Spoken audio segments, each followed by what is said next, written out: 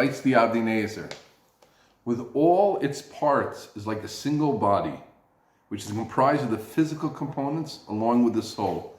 It's a guf and a neshama, the Torah itself, which are interconnected and draw sustenance from one another.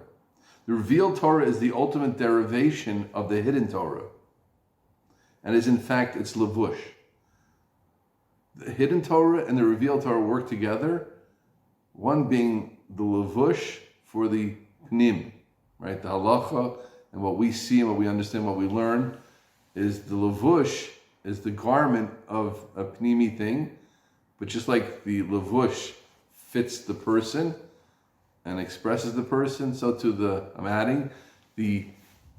revealed Torah is that to the hidden Torah, and you have to know all of it and be connected to all of it. Those are zocha, of course, right? I share that to explain a little bit about what Rav Michoel wrote about himself. He once wrote, Rav Michoel now, that Talmud, to one of his acquaintances. You must understand that it is impossible to answer every question in the same manner, because each type of question has a distinctive approach. Furthermore, each of the Rishonim and Achronim attained a specific level in learning, and each of them had his unique method of extracting pearls of wisdom, pearls from the depths, with a fiery truth. And he spoke about his path, which had been nochel, which he had inherited from the Avnei Nezer. Our Holy Torah contains infinite paths, and my paths, with Hashem's help, has been to delve deeply into the entire subject at hand, explaining, clarifying almost every single letter found in the text, in both the Bavli and the Yerushalmi, as well as in the Rishonim, each according to their own standards, explaining and clarifying into the final halachas ascertained. And I'll just add something. It says that many of his chidushim, I think they found 40 or 60 chiburim of his, or he had these 40 or 60 tremendous chiburim. And when he would learn a topic, he would go into and explain every little part of the halacha and every little nook and cranny, and then he would also explain much al pi Kabbalah and al pi Sod. That was reflected of the derech that he had received from the Avnei Nezer. We're going to go into more. Just listen to this. This was written about him in a hesped in the Torah journal Hapardes. There was virtually no conversation in which he did not mention his Rebbe. Even 50 years after the Ptira of the Avnei Nezer, later, his love for his Rebbe was exceptional. Whenever he spoke of the Avnei Nezer, it seemed almost as if he would expire from longing. Close on Nefesh. Now, Rav Gifter, the well-known Rav Gifter, the Rosh Yeshiva of Telz, who was, as I mentioned, was a Talmud of Rav Michoel, and he himself was one of the great Gedolim in America, a very known Gadol in America. He said, listen to this, now especially those who know a little bit of the yeshiva world and know one of the most famous Talmud Rebbe relationships in the Torah world of Rav Baruch Ber Leibovich to Reb Chaim. So listen to this. Rav Forshlager would tremble in awe. He would tremble at the mention of his Rebbe, the Avnei Nezer. Even more than Reb Baruch Ber trembled at the mention of the name of his Rebbe, Reb Chaim.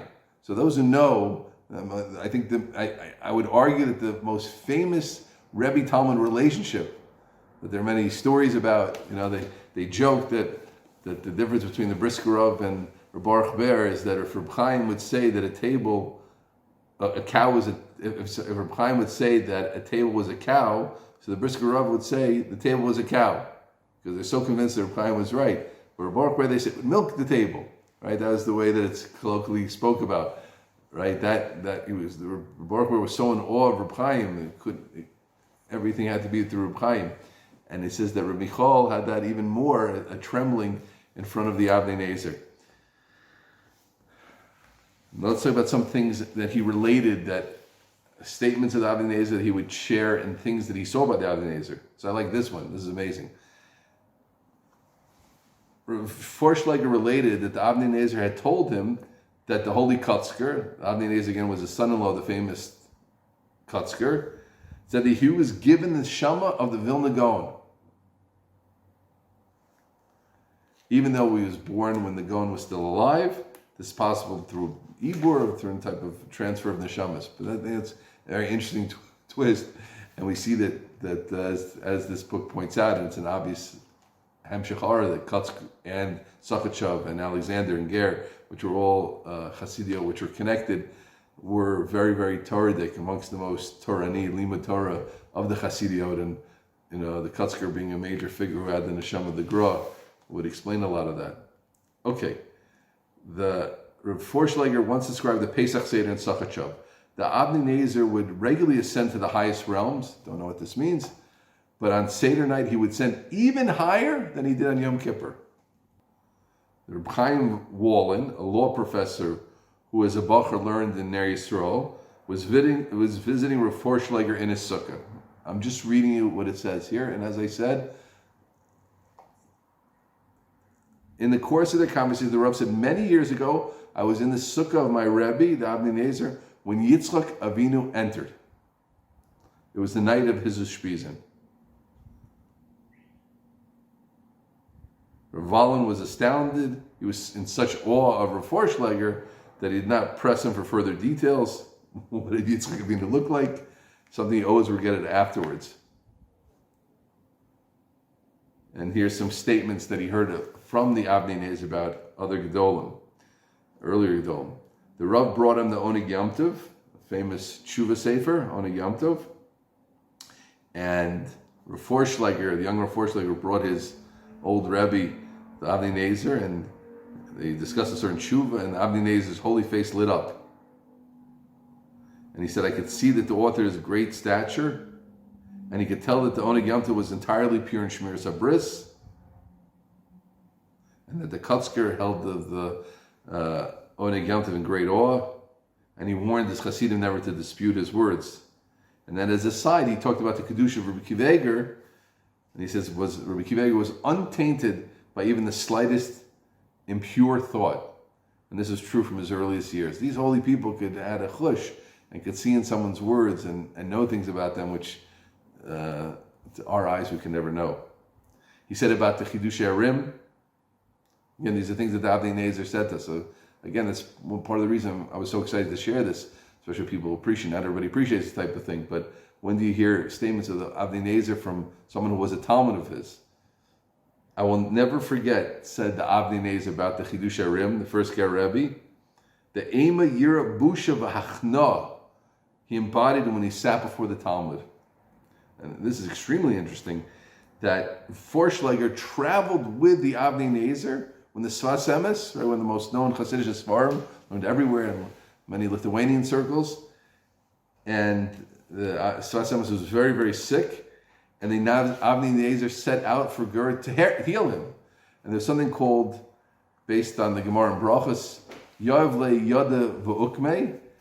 It was a certain remedy which Tzaddikim had. I'm just telling you what it says. And the Avnei Nezer had used this remedy for Yeshua, for Yisrael Yeshua Trunk, who was the Abbas of Kutna, and he was, the whole time he was in B'dveikus or whatever, he was in a different place on the whole journey. He wouldn't shake anybody's hand because his hand had to be totally pure for this avodah. And unfortunately, I was with these, and there was some discussion about what exactly happened that day. The Sfas Emes did pass away, but Forshlager said about that time, it's just so shocking to me that somebody who lived in Baltimore and people knew, and sadly we'll see later, had a small shiur with 12, 15 people. The story is what he was witness to. To go see the Sfas Emes, I was with my holy Rebbe that entire day, and he spoke only brief sentences. He said, every tzaddik who serves his creator is removed from this world, one who reaches the level of perfection that he was meant to attain. And he said about others, I think stayed alive by getting a new tafkid. Fascinating things. Now, not only that, Forshlager was there with the Avnei Nezer's son, who of course was the famous Shemi Shmuel, another one of the most famous Hasidic Sfarim, most well known in all circles. Klal Yisrael, Shemi Shmuel. We'll hear about the Shemi Shmuel next time.